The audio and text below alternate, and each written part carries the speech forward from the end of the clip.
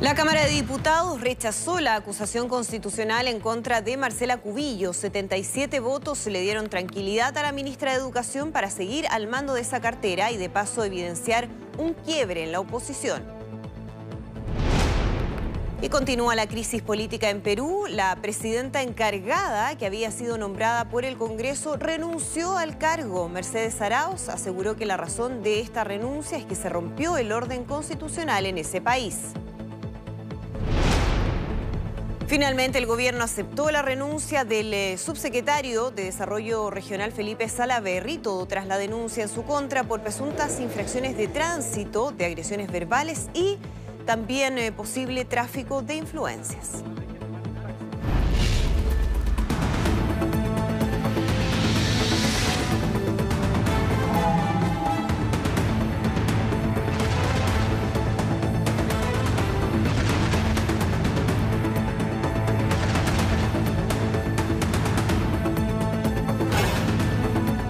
Mega Noticias Conecta.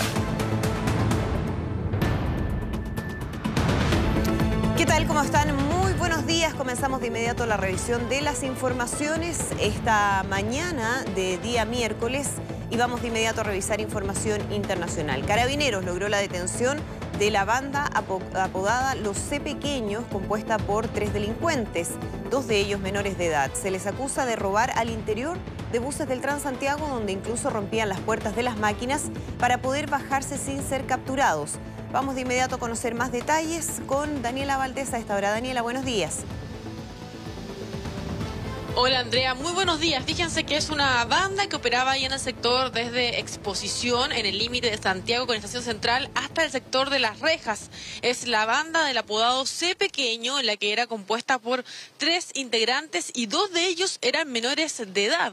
Fíjense que, como queda en evidencia también en las cámaras de seguridad, ellos esperaban en el sector de los paraderos para así, una vez que llegaban estos vehículos del transporte público, poder incluso romper las puertas de estos buses y así poder subirse rápidamente, amenazar e intimidar a los pasajeros y llevarse todas sus pertenencias. Muchos de ellos, a veces compradores o clientes del barrio Meix, que subían a los buses cargados con mercadería y que, claro, eran esperados con ansias por estos 3 sujetos, 2 de ellos menores, quienes subían y los amenazaban para así poderse llevar todo lo que ellos portaban. Hubo palabras de la policía uniformada tras su detención. Escuchemos lo que ellos dijeron. Ellos particularmente esperaban que llegara el bus en la detención, subieran los pasajeros, 2 de ellos se mantenían al exterior del bus reteniendo las puertas para posterior uno de estos individuos subir, amenazar a los pasajeros y sustraer sus especies para luego huir del lugar con las especies sustraídas. Particularmente en este procedimiento no portaban ningún tipo de armamento, lo que sí aducían las víctimas que procedían en el interior con mucha violencia para poder sustraer las especies.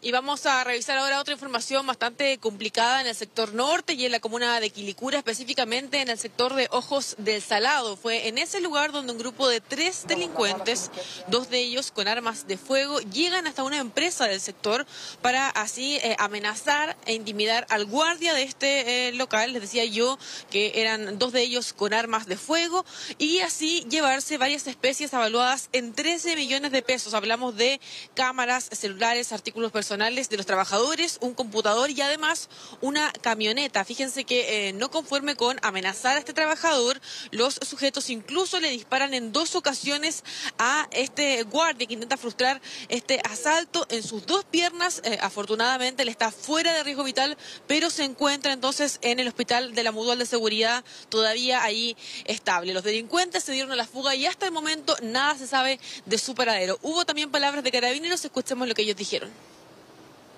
3 individuos, 2 de los cuales premunidos con armas de fuego, habrían ingresado a esta empresa, habrían efectuado robo de especie en el interior de las oficinas y en momentos en los que se retiraban del lugar, uno de los trabajadores, tratando de evitar el asalto, fue herido por arma de fuego en ambas piernas. Esta persona se encuentra hospitalizado en el hospital de la Mutual de Seguridad que está en Santiago Centro, fuera de riesgo vital, consciente,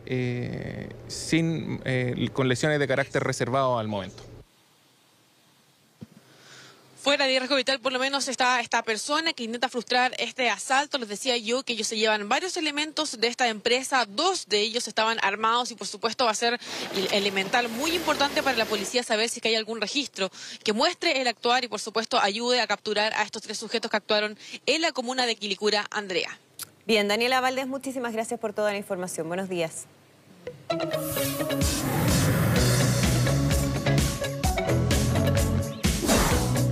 ¿Cómo están ustedes? Muy buenos días, gusto de saludarlos en esta mañana de miércoles 2 de octubre. Son las 6:36 de esta mañana y si usted se está levantando, mire, le voy a dar una recomendación inmediatamente. Abríguese, ponga estufa si es necesario porque la temperatura está bien baja. Vamos a tener una mañana más bien invernal con esa imagen en que se aprecian algunas nubes ahí al fondo de la pantalla sobre la ciudad a nivel muy bajo, ¿cierto? Dan cuenta de que en este momento tenemos abundante nubosidad todavía sobre los cielos de la capital. Y la temperatura, como les decía, está bien bajita a esta hora. Hay un valor que está en torno a los 3 grados y podría descender incluso en la próxima hora hasta un valor cercano a los 2 grados. Hay un 93% de humedad relativa al ambiente. Los cielos se encuentran, como decía, con abundante nubosidad. Hay una condición de cielo nublado en el centro de la ciudad. El resto de la jornada, la nubosidad va a ir desapareciendo, vamos a tener nubosidad parcial gran parte de la mañana y posteriormente la tarde vamos a estar con cielos prácticamente despejados. Al final de la jornada vuelven a formarse nubosidad sobre la cuenca de la región metropolitana. Vamos a llegar a 18 grados de temperatura máxima. Ayer tuvimos una máxima en Pudahuel de 14 grados y en el centro de 12 grados. Un día definitivamente frío, muy por debajo de lo que es la media del mes de octubre, que es 22,9 grados de temperatura máxima y 8,6 de temperatura mínima. Así que estamos muy por debajo de esos valores. Días definitivamente invernales. Mañana, jueves, con nubosidad parcial, vuelve a repetirse una mínima de 2 grados, la máxima aún más bajita, 17 grados, con índice alto de radiación ultravioleta, situación que cambia y aumenta el día viernes con índice de radiación ultravioleta muy alto. Merece protección, dado que entre las 11 y las 11 de la mañana y 4 de la tarde vamos a tener una categoría que amerita protección solar. Cielos despejados ese día, la temperatura mínima de 3 grados, muy similar a lo que es el resto de la semana, con 21 grados de máxima. Y adelantándonos un poquito hacia el fin de semana, podemos decir que van a aumentar algo más las temperaturas hasta los 23, 24 grados en Santiago. Abríguese y que tenga una muy buena jornada.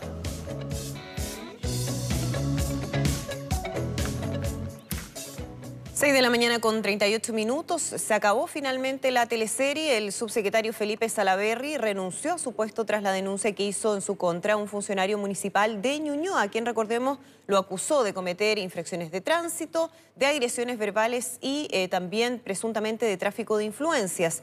Todo tras una mañana de incertidumbre en el Palacio de la Moneda. No he tenido ni aquí ni en ninguna parte un intercambio verbal, ni con un funcionario municipal y menos policial. No me he pasado ninguna luz roja, no he cometido infracción alguna.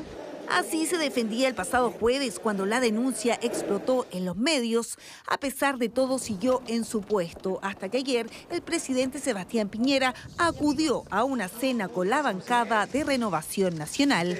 Fue un comentario al pasar del presidente anoche en mi casa. Él nos comentó que el diputado había renunciado, pero no dijo mayores detalles. Que había renunciado. La noticia propagada por los parlamentarios RN estalló este martes en La Moneda, desde donde afirmaban que el subsecretario seguía en su puesto. Horas de incertidumbre y desconcierto en Palacio, mientras en el Congreso Nacional la presidenta de la UDI, partido donde milita Salaverry, pedía explicaciones. Fue después de esta actividad junto a la primera dama que el presidente Piñera recibió al subdere y se concretó su salida. Le he pedido que acepte mi paso al costado para poder enfocarme en la defensa de los hechos por todos conocidos y así no empañar su exitosa labor. Salida que sacó ronchas en el gremialismo.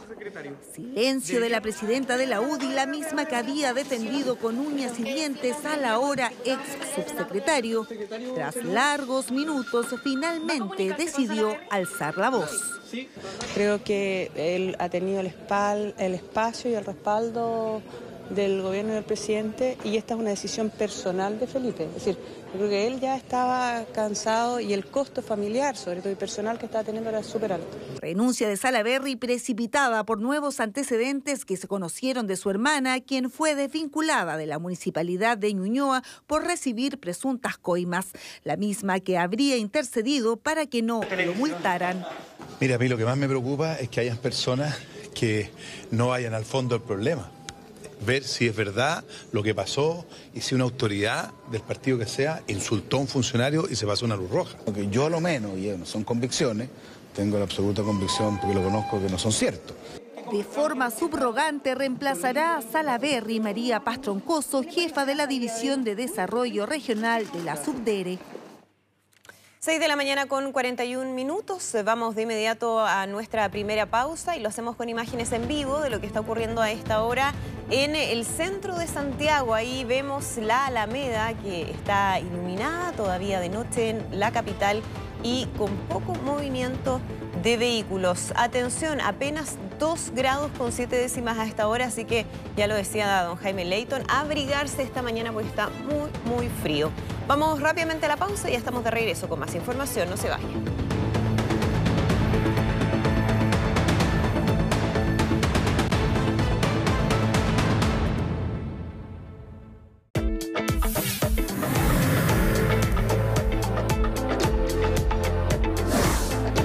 7 de la mañana con 9 minutos. Vamos de inmediato a revisar información de tránsito, algunos puntos que están generando un tráfico más complicado de lo habitual.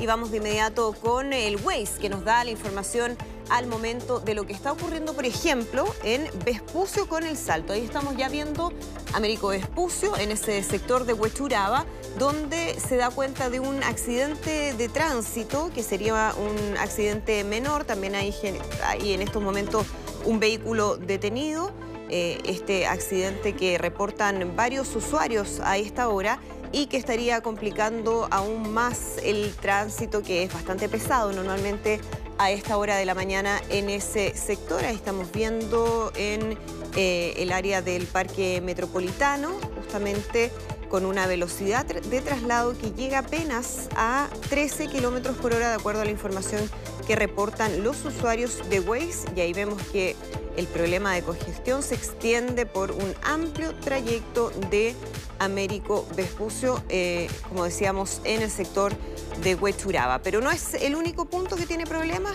Revisamos también lo que sucede a esta hora en un clásico ya de los tacos a esta mañana. Estamos hablando de Camino Melipilla, donde también hay varios usuarios que dan cuenta de tráfico muy pesado, prácticamente en alto total, dicen, porque hay algunos trayectos donde la velocidad de traslado baja apenas 6 kilómetros por hora. Prácticamente detenido el tránsito en ese sector, de acuerdo a la información que nos van entregando los usuarios a través del Waze. Todo esto en la comuna de Maipú.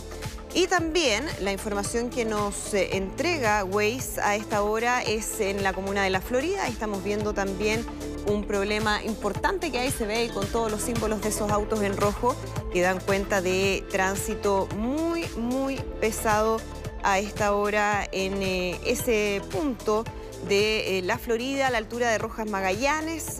Sabemos que ese es un lugar de bastante afluencia de vehículos. Ya a esta hora eso se está reflejando con la información que nos da al minuto Waze y que vamos actualizando nosotros en Megatránsito. Tenemos la imagen en vivo también de lo que está sucediendo a esta hora en el centro de Santiago. Ya vamos a estar con la imagen que veíamos hace algún ratito desde la Alameda con nuestro dron, y también la imagen aérea ahí que da cuenta a través de esta imagen un incendio. Ahí está, estaba esperando ahí que se posicionara un incendio que se registra a esta hora. No tenemos mucha información de lo que está ocurriendo, pero sí, obviamente, que ha alertado a todos quienes han observado esta columna de humo, que sería en Arauco con calle Chiloé, de acuerdo a información que ya entrega el Cuerpo de Bomberos de Santiago, que ya se ha trasladado hasta ese lugar. Ahí estamos revisando también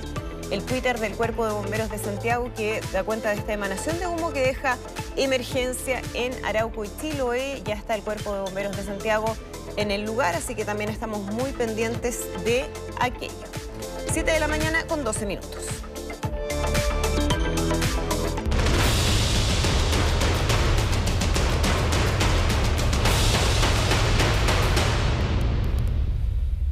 Bien, vamos de inmediato a revisar información internacional, por supuesto, la crisis política que se ha desatado en Perú y que hasta el día de ayer tenía prácticamente dos presidentes en paralelo, el presidente Martín Vizcarra y por otra parte la que era la vicepresidenta Mercedes Arauz y que había jurado como presidenta encargada ante parte del Congreso. Pero todo esto cambió en las últimas horas y vamos a conversar de aquello con nuestro compañero José Antonio Neme, que se encuentra en Lima. José, ¿cómo estás? Muy buenos días.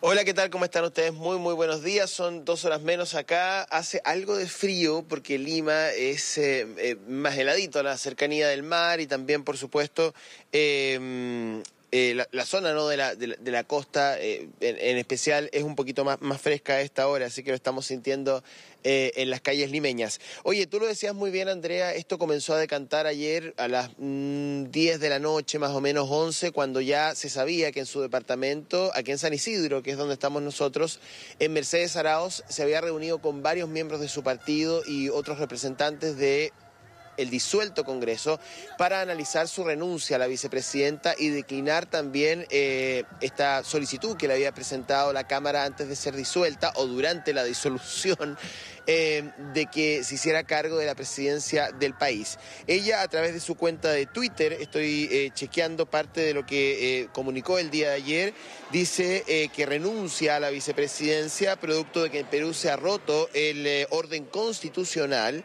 y dice: espero que mi renuncia conduzca a la convocatoria de elecciones generales en el plazo más breve posible, que, bueno, la verdad es que hay fecha para elecciones generales el próximo 26 de enero del año 2020. De hecho, esta declaración, Andrea, se produce justo cuando el Jurado Nacional Electoral, que es el órgano electoral más importante del país, ya había comenzado el trabajo en 2 niveles. Uno, depurando el padrón electoral, cerrando, digamos, las inscripciones y la fecha de fines de septiembre, o sea, va a trabajar con ese padrón universal para las elecciones del próximo año y también enviando las fichas a los partidos para que comiencen el trabajo del relleno de las listas en tiempo récord, además. Por lo tanto, probablemente Mercedes Arauz se dio cuenta de que la maquinaria electoral del país se había puesto en marcha por orden y como tiene que ser, producto del decreto presidencial de disolución de la Cámara, tal como lo establece la Constitución, y que la verdad el margen de acción que tenía ella en concreto de poder llevar adelante una presidencia encargada era nulo,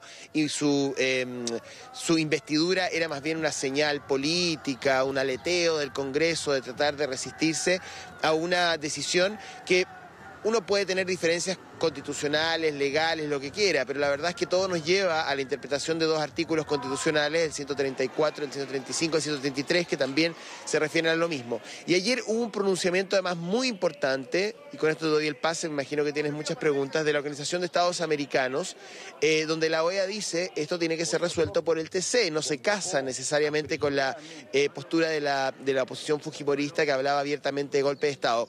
Cuando la Organización de Estados Americanos resuelve que el Tribunal Constitucional peruano es quien debe pronunciarse respecto de esto, ya indirectamente le está dando un apoyo, digamos, a Vizcarra y no se está casando con la tesis del golpe, que era lo que Fuerza Popular, la mayoría del ex Congreso, había sostenido en medios de comunicación durante todo el día de ayer. Andrea.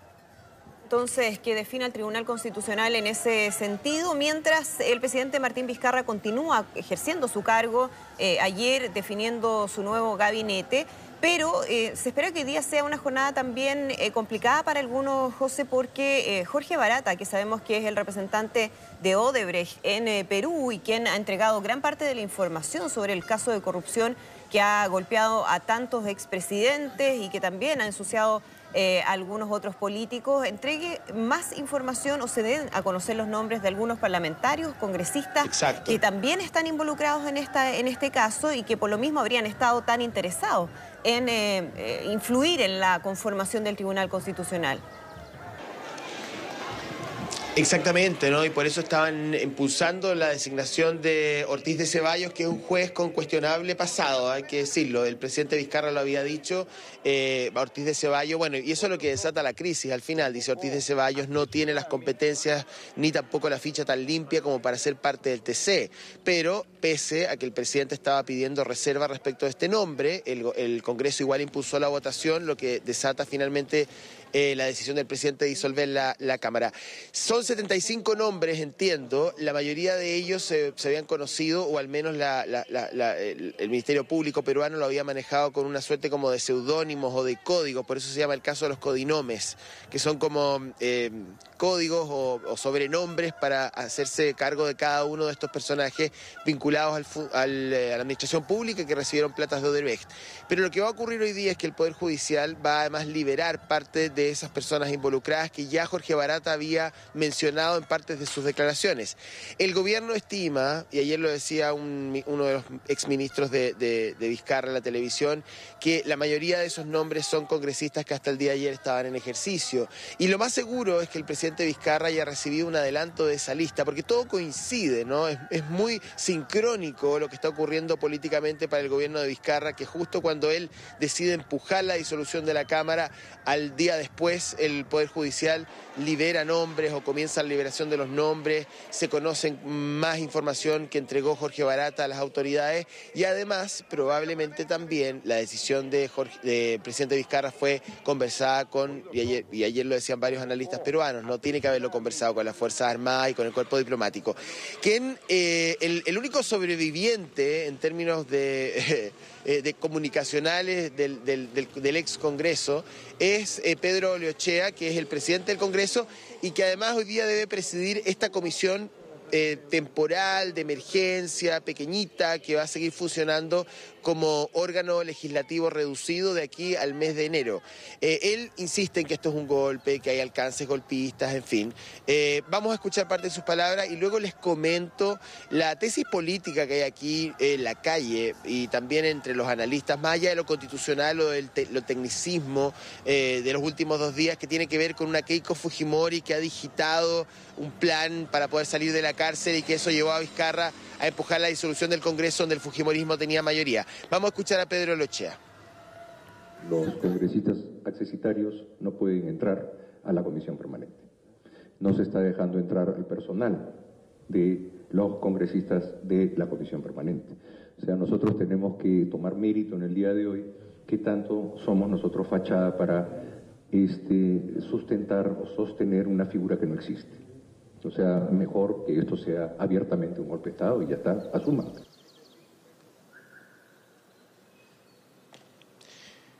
Bien, ahí estaba Pedro Olechea que decía que a los miembros de la comisión permanente no los dejaban ingresar al Parlamento. No lo sé, ayer había uno de los miembros que no es fujimorista y que había entrado y salido del edificio. Por lo tanto, habría que chequear ahí qué pasa. Son 19 miembros, ¿no?, que además replican la representación que tenía cada uno de los partidos en la Cámara, para que tengan la misma proporción, ¿no? Y es una comisión que no se forma para esto, es una comisión que permanentemente es designada en caso de emergencia, que es este caso, ¿no? Y que opera en caso de disolución de la Cámara, en caso de guerra, en fin. Ahora, las competencias de la comisión son muy reducidas, no tiene iniciativa de ley, no tiene incidencia en el gasto público. Entonces, básicamente, entre el día de ayer y hasta que asuma el nuevo Congreso, luego de las elecciones del 26 de enero, Perú va a ser gobernado vía decreto presidencial con una comisión legislativa súper pequeña, revisora y que tiene más funciones administrativas que propiamente legales. Ahora, la gran pregunta es por qué fracasó el Congreso, porque el Congreso fue electo en 2016, este es el Congreso de Pedro Pablo Kuczynski, ¿verdad? Esa es la génesis de este Congreso que falleció el día de ayer con la decisión de Vizcarra. Y muchos creen que este Congreso estaba siendo controlado, al menos la mayoría fujimorista, por Keiko Fujimori, y que en realidad, más que ser un enfrentamiento entre poderes, entre Ejecutivo y Legislativo, aquí fue un enfrentamiento entre Vizcarra y Keiko Fujimori, una suerte como de gallito en las sombras que terminó con la disolución de la Cámara. Andrea. Sí, pues sí, vamos a ver qué pasa entonces, cómo se configuran las fuerzas políticas, pensando en las elecciones del próximo 26 de enero. cuál va a ser ahí el rol de Martín Vizcarra. Bueno, hay varias cosas por resolver, partiendo por cuál va a ser la decisión del Tribunal Constitucional. Si confirma que lo que hizo el presidente de Perú efectivamente estaba bajo las atribuciones que le confiere la Constitución. Vamos a seguir muy atentos a lo que ocurra durante esta jornada, José, permanentemente en contacto contigo, así que muchísimas gracias. Que estén muy bien. Chao. Último minuto. 7 de la mañana con 22 minutos. Tenemos la imagen ya de lo que les adelantábamos hace algún momento, un incendio que se registra a esta hora en la comuna de Santiago, específicamente en las calles Arauco con Chiloé. Camila Espinosa está en el lugar y nos entrega los detalles. Camila. Muy buenos días, ¿qué tal, Andrea? Así es, tú lo comentabas, esto en Arauco con Chiloé, la comuna de Santiago. Al parecer se trata de una obra en construcción, una veintena de bomberos acá trabajando en el lugar, tratando, cierto, de apagar las llamas en este sector. Al parecer 4 trabajadores habrían estado al interior trabajando ya en esta obra durante la mañana. Según señalan, no estarían lesionados, habrían alcanzado a salir y todo se debería, al parecer, a un cortocircuito que habría ocurrido ahí al interior. Lo reiteramos, Bomberos continúa trabajando acá en la comuna de Santiago a raíz, cierto, de este incendio en Arauco con Chiloé, preliminarmente, porque son los datos que nos han entregado recién, cierto, cuando ya hemos estado desde que comenzó el fuego, que habrían 4 trabajadores que habrían estado trabajando, pero ninguno lesionado a raíz de esta situación, pues habrían alcanzado a salir de inmediato cuando se inicia el fuego a raíz, según dicen ellos también, de sus declaraciones, de un cortecircuito que se habría producido en esta obra, que por lo demás, como ustedes aprecian también en imágenes, estaría en construcción. Bomberos sigue trabajando, ya a lo menos está un poco más controlado que al inicio cuando llegamos. Esto comenzó, cierto, hace al menos, bien digo, 15 minutos atrás, cuando se comenzó a incendiar esta obra ubicada acá en las calles que les precisábamos hace un rato en la comuna de Santiago. Bomberos ya se encuentran en el lugar. Al parecer trabajan más de 2 compañías acá en este sector para poder extinguir lo que tiene que ver con el fuego. Nosotros les vamos a entregar más antecedentes también de esta situación en cuanto los tengamos. Andrea. ¿Cortes de tránsito en ese sector hasta ahora? No cercano a esta calle, no cercano a esta calle puntualmente. Lo que sí, Bomberos ha cerrado la calle Arauco, ¿cierto? Como también se los mencionábamos, esta es la calle que estaría cerrada puntualmente en este momento. Y Chiloé también, pero las calles aledañas no han tenido problema. De hecho, a nosotros no nos costó mucho llegar a raíz de esta situación. Solo estas 2 calles, Arauco y Chiloé, cerradas producto de este incendio que se registra en esta hora. Perfecto. Camila Espinosa con la información del momento desde la comuna de Santiago. Muchísimas gracias. Buenos días. 7 de la mañana con 25 minutos. Ayer fue, sabemos, una extensa jornada en el Congreso Nacional cuando se analizó la acusación constitucional en contra de la ministra de Educación, Marcela Cubillos. Finalmente, el libelo fue rechazado por 77 votos en contra y 73 a favor. Vamos a conversar de este tema, sobre lo que ocurrió en la Cámara de Diputados con la ministra de Educación, Marcela Cubillos. Ministra, ¿cómo está? Muy buenos días. Buenos días. ¿Se sacan lecciones de este proceso, ministra? Yo creo que aquí hay distintas cosas, pero quizás también esa es una pregunta a quienes empujan una acusación que no tiene fundamento, porque aquí no estamos hablando de cualquier herramienta. Aquí a uno la acusan de violar la Constitución y de infringir la ley, que es una acusación muy grave. Uno como ministra jura cumplir con la Constitución y las leyes. Entonces, cuando te hacen una acusación de esa magnitud, no puede después derivar a que todo esto es un juicio sobre si te gusta o no te gusta como lo hace un ministro, si te gusta o no te gusta la agenda que tiene. Por lo tanto, yo creo que aquí también la principal conclusión es que cuando se usa un instrumento como ese, se tiene que hacer con la seriedad de tener las causales y de ser capaces de acreditarlo, porque si no se hace también un daño muy grande. Claro, la acusación fue rechazada con los votos de algunos diputados opositores, 5 al menos de ellos, ¿no? Y algunos planteaban que si bien durante su gestión usted había cometido errores, ninguno de ellos tenía el mérito como para poder avanzar en una acusación constitucional. ¿Usted reconoce errores dentro de lo que se ha mencionado en toda esta discusión? Bueno, imagínate, estoy a cargo de un ministerio que quizás es uno de los más difíciles, pero aquí no se te está acusando por errores, no se te está acusando porque no les guste la agenda que tengo, te están acusando de algo muy grave. Por lo tanto, cuando aquí se hace la noticia, o como tú también parte del encabezado, que aquí hubo diputados de otras coaliciones que votaron en contra, eso no debiera sorprender, porque aquí es un juicio que se hace en conciencia respecto de si efectivamente uno infringe o no infringe la Constitución. Ayer, cuando estábamos en la discusión, en un momento mi abogado, que obviamente que no viene del mundo político, en un momento se sorprendió en uno de los discursos y me decía, pero si eso no está en la acusación. Pero al final daba lo mismo, o sea, aquí eran discursos o ataques o críticas, que daba lo mismo si era de lo que te estaban acusando o no lo que te estaban acusando. Y eso no puede ser si esta es una herramienta que es muy extrema y que te están acusando a ti de algo muy grave y por lo tanto tienes derecho a defenderte de eso. Críticas políticas, por supuesto, son parte del debate democrático y de eso se trata y siempre las vamos a tener y siempre uno puede mejorar en el trabajo que se hace en conjunto o al interior de un ministerio. Pero este instrumento es para un cargo o para acusaciones que son muchísimo más graves. Ahora, esas consideraciones, ministra, de quienes dicen que aquí ha habido errores en su gestión, usted dice, ¿se pueden tomar para recuperar quizás un ambiente de mayor diálogo con la oposición en materias de educación? Yo creo que aquí lo fundamental para el diálogo también es lo que ocurrió ayer. Yo creo que aquí estaba bastante en juego el derecho, el reconocimiento del derecho a gobernar. Porque lo que había mucho era que a uno que no les gustan las ideas que nosotros estamos empujando, que no les gusta la agenda que tenemos en materia de educación, que no les gustan los ejes que nosotros tenemos, que por supuesto que son distintos a aquellos que tuvo el Partido Socialista y el Frente Amplio en el gobierno anterior en materia de educación. Pero de eso se trata la alternancia en el poder. Y nosotros somos bien transparentes.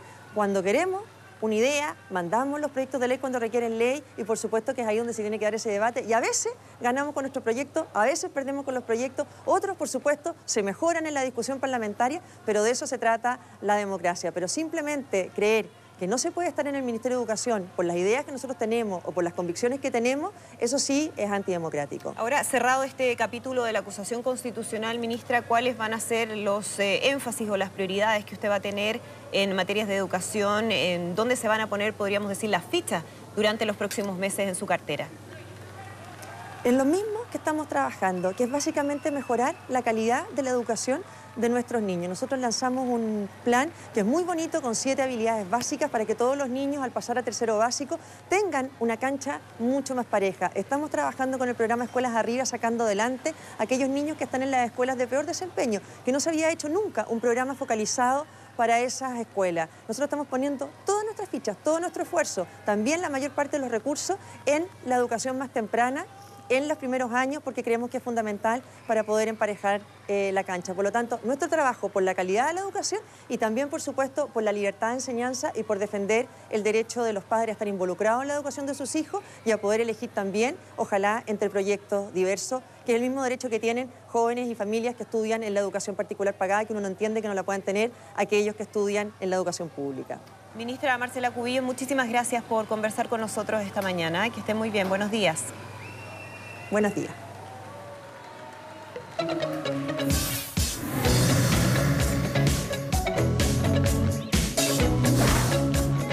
Bien, ya son las 7 de la mañana con 30 minutos. Vamos a revisar información del tiempo. Amanece en Santiago y ya comienza a verse, ¿cierto?, una mañana de buena visibilidad, más bien dicho, con restos de nubosidad. Nubosidad que en el transcurso de la jornada va a ir disipando y vamos a llegar a una máxima que va a ser notoriamente superior al día de ayer, pero aún bajita para la época del año. En este momento en Santiago hay una temperatura que es bien baja, hay 3 grados en la capital, hay abundante nubosidad con un 93% de humedad relativa del ambiente. El resto de la jornada, como comentábamos hace un momento, va a ir disipando esta nubosidad y vamos a quedar con nubosidad parcial. Vamos a llegar a una máxima de 18 grados hoy día. Mañana con nubosidad parcial también, 2 y 17 las extremas. Vamos a tener lo que resta de la semana, una semana invernal. El día viernes comienza a cambiar en alguna medida el panorama. Vamos a tener 3 y 21 grados las extremas, con índice de radiación ultravioleta en categoría de alto. Así que el fin de semana se vislumbra que podría aumentar la temperatura hasta los 23-24 grados con ambiente templado y buenas condiciones de tiempo. Que tenga una muy buena jornada, abríguese porque la mañana está con temperatura bien baja. Sí, apenas 2 grados con 3 décimas a esta hora en la capital, así que abrigarse, hace mucho frío. Y nosotros vamos a hacer una muy breve pausa con imágenes de lo que está ocurriendo a esta hora en las calles de Santiago. Volvemos con más noticias, no se vayan.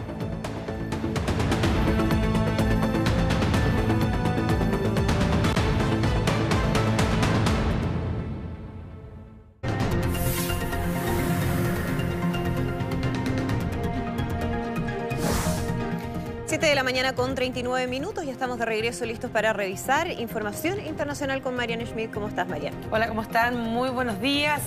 Comenzar claramente con la mirada puesta en Perú, que amanece hoy nuevamente con un solo presidente. Esto es parte de la crisis generada por un fuerte choque de fuerzas entre el Ejecutivo y el Poder Legislativo en ese país. El nuevo escenario político se debe a que Mercedes Arauz, quien había asumido la presidencia en forma interina tras jurar en el Congreso, decidió renunciar a ese puesto y también a la vicepresidencia de Perú. Lo comunicó a través de una carta que difundió en su cuenta de Twitter. En la misiva le explica al presidente del disuelto Parlamento, Pedro Olaechea, que su renuncia es irrevocable debido a que se ha roto el orden constitucional en el país. Luego afirmó que espera que su renuncia conduzca a la convocatoria de elecciones generales en el más breve plazo por el bien del país. Por su parte, Martín Vizcarra, que jamás abandonó el gobierno pese a la vacancia votada en el Congreso, anunció que la elección del nuevo Parlamento será el 26 de enero del 2020, dentro de 4 meses, tal como lo estipula la Constitución. El caso de una disolución, digamos, del legislativo. Mientras tanto, él analiza la recomposición de su gabinete ministerial tras la renuncia de su primer ministro, Salvador del Solar. Horas antes de la renuncia de Arauz, la Fiscalía peruana había denunciado a la presidenta interina de usurpación. Por su parte, el presidente del Congreso ha rechazado suceder a Mercedes Arauz como presidente. Dijo que el Parlamento va a seguir buscando un equilibrio de poderes con el presidente Vizcarra. Paralelamente, hoy y hasta el viernes, el ex jefe de Odebrecht en Perú, Jorge Barata, será interrogado en Brasil, donde deberá identificar las identidades de 71 personas involucradas en esta mega trama de corrupción. Lo más probable es que en la lista estén los nombres de algunos legisladores. Y ahí sea, ¿verdad?, la gran razón de todo lo que ha ocurrido en las últimas horas, sobre todo en el Congreso de Perú. Y lo siguiente es de película. En Colombia, una ex congresista que estaba detenida por una compra de votos se fugó cuando estaba en un control médico en Bogotá. Como lo muestran las cámaras de seguridad, Aida Merlano utilizó una soga y descendió abruptamente de un primer piso donde una moto la esperaba. El Instituto Nacional Penitenciario explicó que el médico que estaba atendiendo a la ex senadora salió de un momento a otro del consultorio, se despidió. La uniformada que custodiaba afuera le preguntó por la reclusa y el especialista le respondió que estaba adentro. Cuando la funcionaria ingresa, encuentra la soga y vio a Merlano subiéndose a la moto. Tras la fuga se desplegó un amplio operativo de búsqueda y no han logrado encontrarla, así que sigue fugada. Y como un golpe de Estado, así calificó el presidente Donald Trump un juicio político en su contra que promueven e investigan los demócratas en el Congreso. Luego aseguró que ese golpe pretende quitar al pueblo su poder, su voto, sus libertades, su segunda enmienda, la religión, ejército, muro fronterizo y sus derechos otorgados por Dios como ciudadanos de Estados Unidos. Todo, básicamente. Estoy citando las palabras de él. Son declaraciones que hizo a través de su cuenta de Twitter, luego que el secretario de Estado Mike Pompeo presionó para evitar o retrasar que 5 diplomáticos en actividad y retirados testificaran en la investigación de destitución de Trump.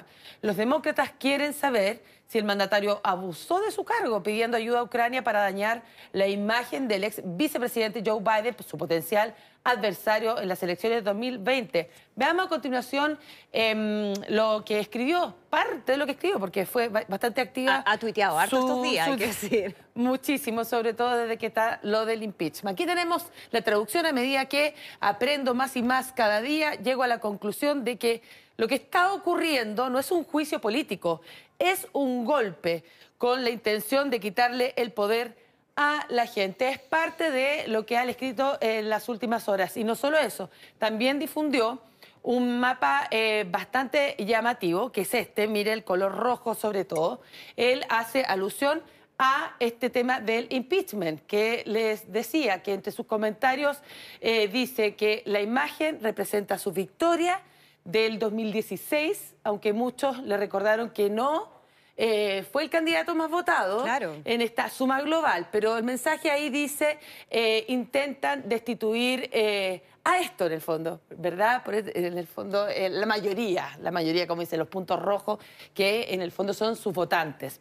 Paralelamente se conoce una noticia sobre el presidente respecto a los migrantes ilegales. Según The New York Times, Trump propuso disparar en las piernas a los migrantes que intentaban cruzar irregularmente por México, también electrificar la barrera fronteriza, instalar en su parte superior alambres púas que pudieran perforar el cuerpo humano o construir un pozo de agua repleto de caimanes y serpientes. El periódico precisó que esta información fue revelada por una docena de funcionarios de la Casa Blanca, quienes pidieron que sus nombres permanecieran en el anonimato. Bastante revelador. Bueno, ha subido la intensidad de las declaraciones del presidente Donald Trump, porque una cosa es que no esté de acuerdo con la herramienta constitucional, que es el impeachment, y otra es hablar de golpe. Exacto. Quizás habría que mostrarle ejemplos de golpe, por ejemplo, en Latinoamérica, para que sepa cuál es la diferencia. Exactamente. Vamos con la mirada inmediatamente al Asia, porque en las últimas horas Corea del Norte realizó un nuevo ensayo balístico con el lanzamiento de varios proyectiles de corto alcance hacia el mar de Japón. Esto se produce un día después que el régimen de Kim Jong-un anunciara que en los próximos días reanudará contacto con Estados Unidos para tratar la desnuclearización de la península coreana. Aunque en un primer momento se dijo que el lanzamiento habría sido desde la ciudad de Wonsan. Después el ejército surcoreano consideró que la prueba podría haber incluido el lanzamiento de un misil balístico desde un submarino, en lo que supondría el primer ensayo de este tipo desde el 2016. Estiman que el proyectil es de la serie Estrella Polar, habría alcanzado una distancia de 450 kilómetros. Esta arma multiplica la capacidad de ataque de Pyongyang gracias a una mayor movilidad y dificultad para detectar estos lanzamientos. El astillero de submarinos se encuentra a solo 100 kilómetros al noreste de la localidad costera de Wonsan, desde donde inicialmente se creyó que se había realizado el lanzamiento. Lanza y luego se reúne o va a comenzar, retoma las conversaciones. Sí, llamativo, ¿no? Es una forma de presionar justamente estas conversaciones que sabemos hasta ahora han sido un fracaso, pese a que en algún momento desde Estados Unidos la presentaron como una gran posibilidad de llegar a un acuerdo nuclear. En la práctica no se ha avanzado absolutamente en nada. Eso y en otros temas, y por eso Trump ha dicho que él cree que debería obtener el Premio Nobel de la Paz este año. Bueno, los efectos del calentamiento global son cada vez más evidentes. Lo hemos visto en la acelerada desaparición de glaciares, también en el Ártico, en el Polo Sur. Pues bien, un iceberg del tamaño de la isla Gran Canaria se desprende en la Antártica. Mide 1.580 kilómetros cuadrados, tiene 210 metros de espesor, contiene 315.000 millones de toneladas de hielo. Se ha desprendido la plataforma de hielo Amery, la tercera más grande del continente blanco. Sin embargo, en este caso, los científicos consideran que el fenómeno forma parte del ciclo normal de las plataformas glaciares y que no está ligado al cambio climático. Los expertos llevaban casi 20 años ahí observando y vigilando este lugar donde finalmente ha producido esta rotura de la plataforma. Ocurrió definitivamente hace 6 días. Veamos a continuación, porque ha sido el programa de observación de la Tierra de la Unión Europea la que ha informado de este nuevo iceberg denominado D28. Se desprendió, como usted ve, ahí está parte del iceberg, parte de la grieta, y aquí la vemos completamente desprendida y se transforma en este D28, así le llaman. Está localizada al este de la Antártica y estas fotos fueron tomadas, miren la diferencia. Estamos hablando recién del 20 de septiembre y luego cómo cambia la imagen al 25 de septiembre. Fue en poquito tiempo. Fue en muy poquito tiempo que logra, en definitiva, desprenderse, porque solamente había una pequeña grieta, ¿ves? Sí. Y, bueno, en esta situación ellos dicen que no habría, sería algo de un proceso normal, que no estaría... sería efecto, digamos, de esta crisis climática. ¿Ahora hay riesgos en algún sentido, por ejemplo, para la navegación?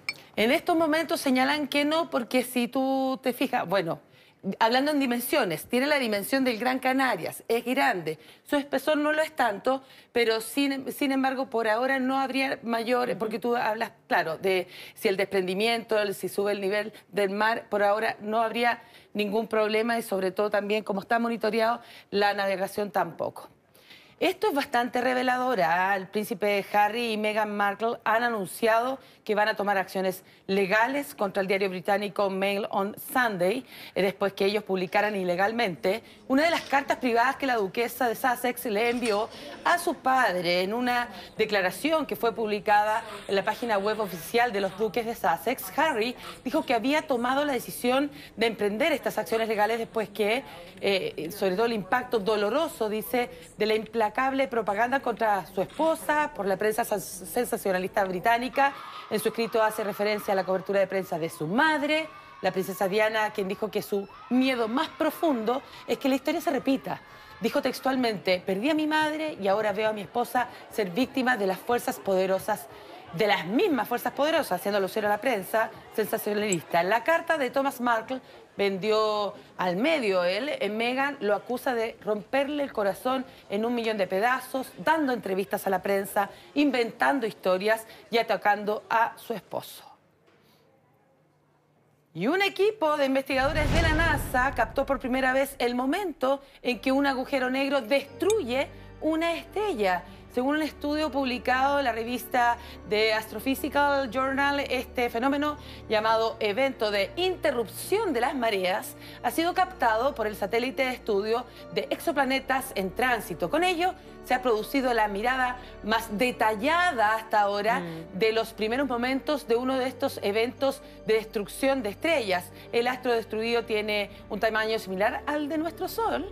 El agujero negro está ubicado a 375 millones de años luz y hace muy poco, tú recordarás que tuvimos la posibilidad de ver la primera y única fotografía real de un agujero de este tipo. Qué espectacular, ¿eh? El nivel de detalle que vamos conociendo respecto a los distintos fenómenos que se dan en el espacio, y aquí cómo prácticamente un agujero negro desgarra una estrella, es impactante. Impresionante. Algo sí. que había sido descrito, pero ahora empezar ya a tener ese nivel de detalle en la información. Exactamente, que son investigados y estudiados por los científicos.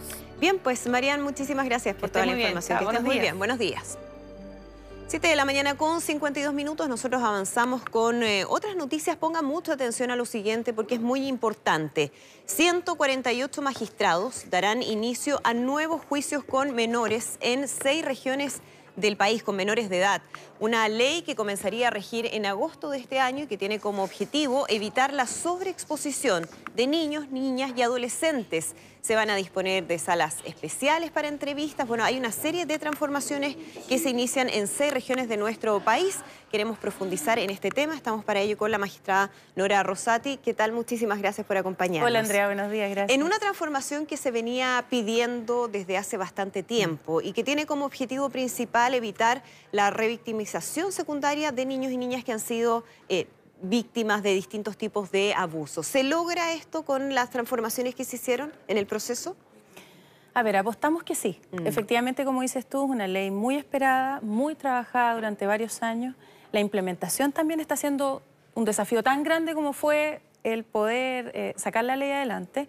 Y eso, como dices tú, implica una serie de medidas que toma la ley para evitar la victimización secundaria, que tiene que ver con el hecho de que la persona, una vez que hace la denuncia, lo empieza a pasar mal, por decirlo de alguna manera, en el sistema, durante todo su tránsito, desde la denuncia hasta el juicio oral.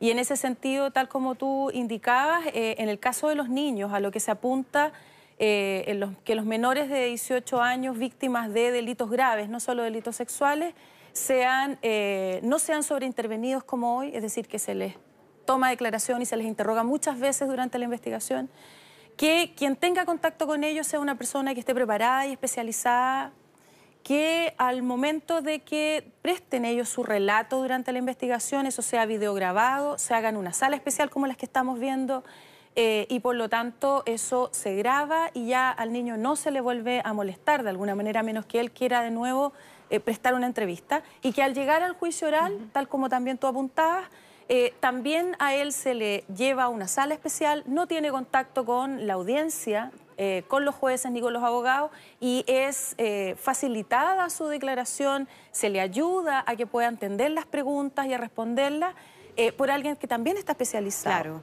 Ahora, eso implica que un menor de edad que está en este proceso máximo va a someterse a 2 entrevistas durante el proceso, es decir, la videograbada y posteriormente en el juicio oral, no más que eso. Lo ideal que piensa la ley es eso, sin perjuicio de que hay casos muy excepcionales en los cuales la ley contempla una segunda entrevista investigativa, por ejemplo, cuando la ley dice cuando se reúnan antecedentes que puedan hacer variar el curso digamos, de la investigación, y siempre le da al niño o al adolescente la posibilidad de él pedir una nueva entrevista.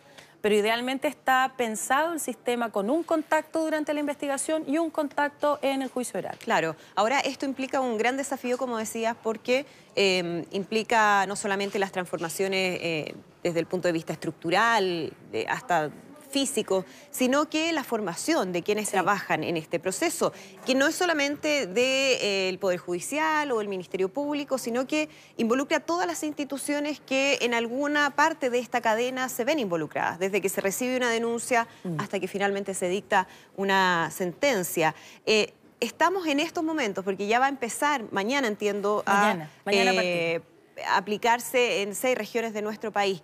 ¿Están dadas las condiciones para que esto ocurra y se realice de la manera en que se espera que se realice? Todos esperamos que sí. La verdad que todas las instituciones, tal como dices tú, la ley nos obliga a todas las instituciones a trabajar juntas. Hemos tenido que construir los protocolos operativos todos de acuerdo. O sea, imagínate lo que ha sido eso, ponernos de acuerdo todos. Sí, o sea, pues. Poder Judicial, Ministerio Público, Carabineros, Policía de Investigaciones, Ministerio del Interior, Ministerio de Justicia, hemos trabajado todo este tiempo en hacer protocolos operativos que abarcan desde la denuncia hasta el juicio oral, una sola forma de hacer las cosas todos, y capacitaciones bastante fuertes en todas las instituciones. Todos hemos tenido capacitaciones básicas en relación a la ley, los jueces también las han tenido. Se ha capacitado cerca de 180 jueces y ministros de las Cortes de Apelaciones y de los tribunales de estas 6 regiones. Y eso ha implicado que ellos tengan una idea durante varios días de lo que es la ley, del sustento de la ley, de cómo cambia el proceso. Y además de eso, en todas estas instituciones que yo te nombro, que tienen que ver con la investigación, Ministerio Público, Carabinero, PDI, y también el Poder Judicial, se han empezado a especializar algunos jueces y funcionarios para además ser estas personas que son los que tienen el contacto con el niño, o los que toman entrevista investigativa, o los que intermedian en el juicio oral, que se llaman entrevistadores acreditados o intermediarios acreditados ante el Ministerio de Justicia. ¿Qué ha sido lo más desafiante en este proceso para, por una parte, proteger a estas víctimas y, por otra parte, garantizar que el proceso se haga de manera debida, con todas las garantías, ¿no? ¿Qué ha sido lo más difícil en la implementación de esta transformación? A ver, yo creo que la ley, de alguna forma, tratando de evitar la victimización secundaria, lo que hace es elevar el estándar procesal de alguna forma, de la forma en que se construyen las pruebas, en que se llevan a juicio, etcétera. Y yo creo que eso de alguna forma también va a irradiar a varios otros casos de personas vulnerables que tienen que verse sometidas al sistema. Pero si tú me hablas de desafío humano, así, de todos nosotros, yo creo que el mayor desafío es cambiar, como decimos nosotros, cambiar el switch, cambiar la mentalidad. Entender que esta no es una ley que sobreproteja a los niños o prefiera sus derechos por sobre los de todos los demás, sino que es una ley que simplemente pone al niño y lo eleva al lugar en que estamos los adultos, para que pueda entender en lo que está, qué es lo que puede o no puede hacer, y pueda manifestar su voluntad. Porque hoy en día lo llevamos a procesos adultizados donde no entiende, donde no consideramos que hay temas comunicacionales con ellos, porque efectivamente son menores de edad, y donde además hay fenómenos de fenomenología de delitos sexuales, por ejemplo, cuestiones victimológicas que tampoco consideramos a la hora de tratarlo. Y estoy hablando de todo, estoy hablando desde la denuncia, la investigación, hasta el juicio oral. Por lo tanto, eso pasa porque los operadores, todos, jueces, fiscales, defensores, policías, carabineros, entendamos que debemos modificar la manera en que hacemos las cosas para que el niño realmente pueda ejercer sus derechos y pueda realmente entender. Bien, pues muchísimas gracias, magistrada, por acompañarnos durante esta mañana. Que Gracias muy a bien. ti. Muy Que estés buenos días. bien. Gracias. Faltan segundos para las 8 de la mañana. Comenzamos a despedirnos ya de esta edición de Mega Noticias Conecta. Lo hacemos con imagen en vivo a esta hora de las calles de Santiago. Les hemos estado contando de esta mañana muy, muy fría en la capital. Para todos quienes vayan saliendo a esta hora de sus casas, muchísimas gracias por acompañarnos. 2,2 grados, me dicen, apenas ha ido bajando un poquito durante esta última media hora. Y bueno, esperamos que tenga una muy buena jornada de día miércoles. Que esté muy bien.